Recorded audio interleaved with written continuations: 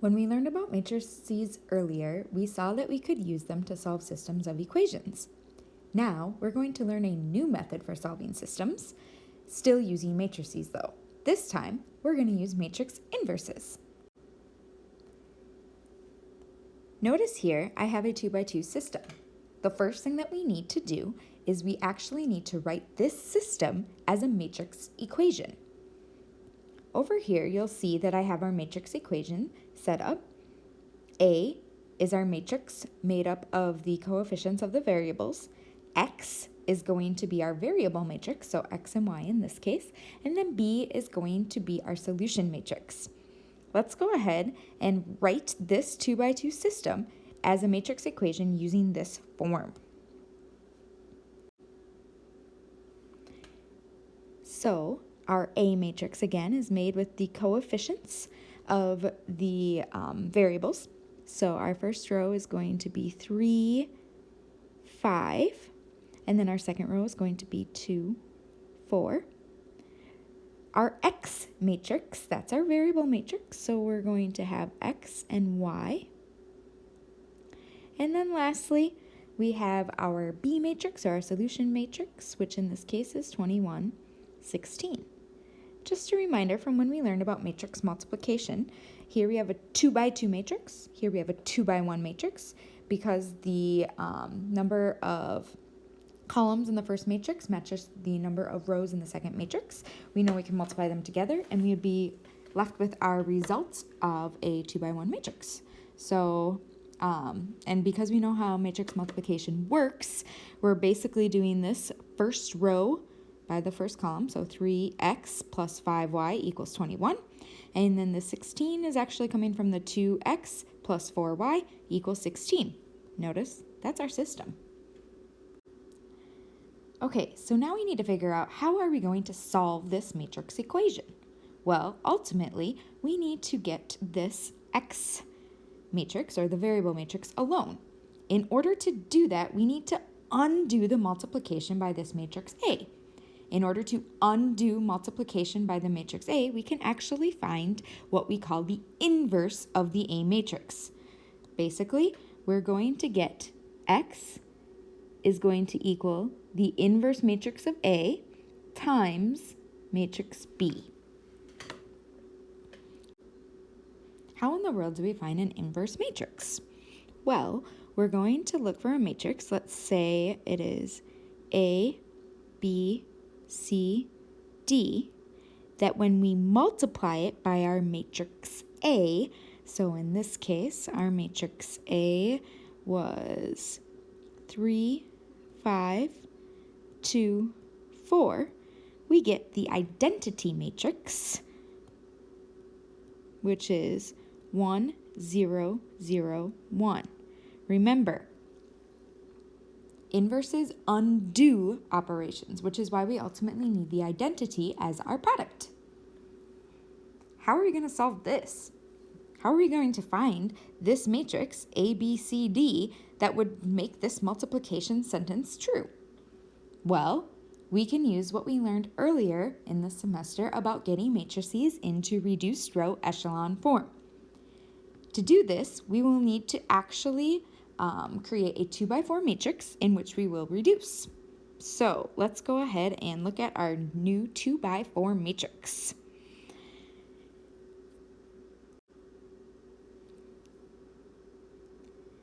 The first two column entries are actually going to be our A matrix. So we have 3, 5, 2, and 4.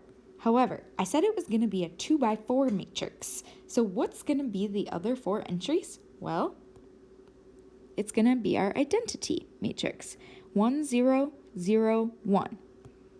So here you can see our 2x4 matrix.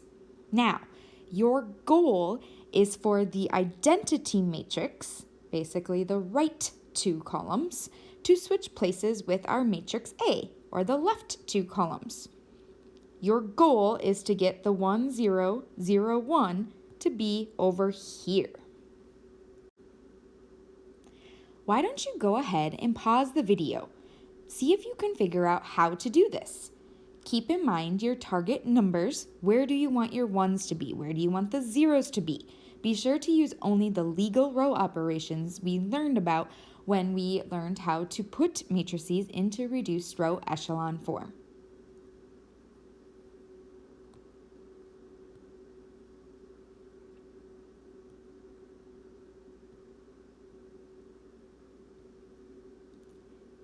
Okay, hopefully you figured out your reduced row echelon form matrix and you got your identity to be the furthest left two columns now.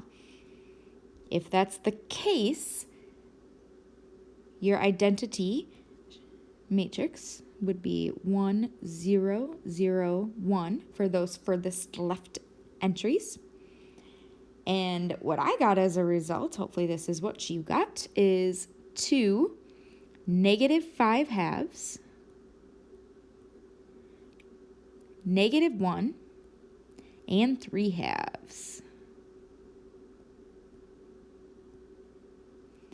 If you didn't get that, go back and see if you can figure out where you went wrong. And if you did, excellent job.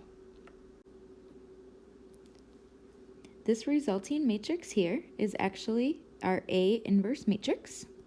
So it's a 2 by 2 matrix that is 2, -5 halves, -1, 3 halves.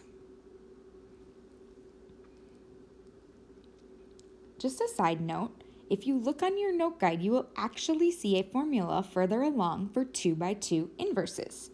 You can definitely memorize this formula. In fact, I'd even recommend it because 2 by 2 systems are very common, and this reduced row echelon form process can take a lot of time and work.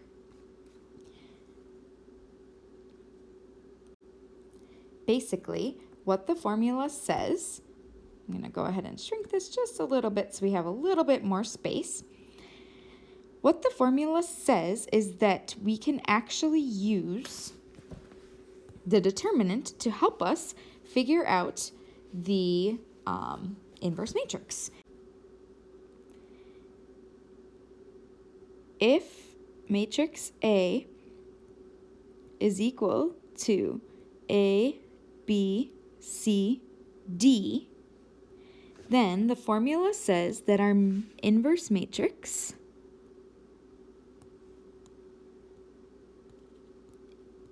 A inverse will equal 1 divided by the determinant of matrix A. And then this is a neat pattern here. Basically, the A and D entries are going to change places. So D goes to the top left and A goes to the bottom right. And then B and C stay put but become negative.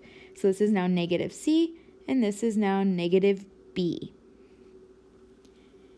Go ahead and see if you can actually find the inverse matrix of our original A matrix using this formula. Again, pause the video, find the determinant, use the formula, and see if it matches.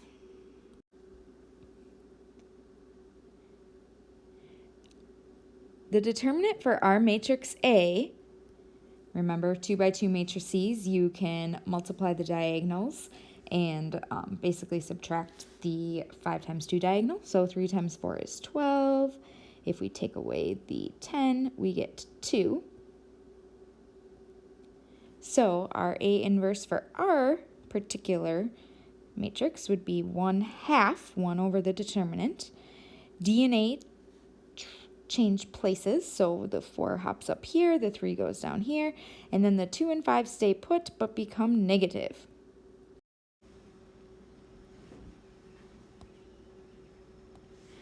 So let's go ahead and multiply our scalar in. If we do 1/2 times 4, we're going to get 2 in the top left corner. -5 times 1/2 gives us -5 halves. 1/2 times -2 is -1, and then lastly we're going to end up with 3 halves in that bottom right. Now, look at this. This was our inverse matrix given that we used the shortcut formula. Matches the one we got using the longhand RREF method as well. So this works for 2 by 2 matrices. Now, be careful. this is not our final answer. Remember, we're trying to solve this 2 by 2 system up here, which means we're actually looking for an x value and a y value. But as we learned at the beginning of the lesson, to find this solution matrix, this xy matrix that's here, we can multiply the inverse matrix of A by the matrix B. So let's go ahead and do that.